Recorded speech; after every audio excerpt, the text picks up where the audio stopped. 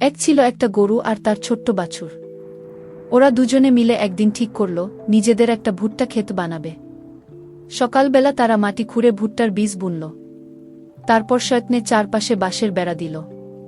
প্রতিদিন তারা গাছে পানি দিত, আগাছা তুলত আর আদর করে গাছগুলোর যত্ন নিত। দিন যায়, সময় বদলায়। ছোট্ট গাছগুলো আস্তে আস্তে বড় হতে থাকে।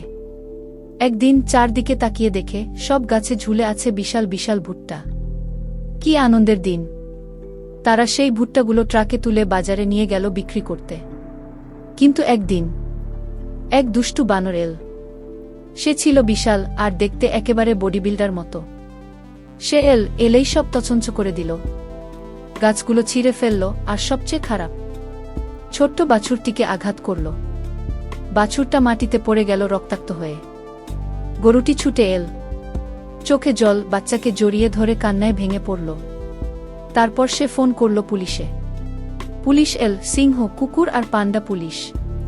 তারা মিলেই দুষ্ট বানরটিকে ধরে ফেলল। বানরটিকে আটক করে নিয়ে গেল। সব আবার শান্ত হয়ে গেল।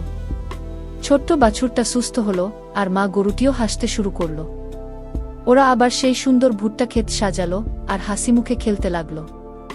বন্ধুরা, গল্পটা যদি ভালো লেগে থাকে তাহলে ভিডিওতে লাইক দিও, কমেন্ট করো আর হ্যাঁ, চ্যানেলটা সাবস্ক্রাইব করতে একদম ভুলবে না।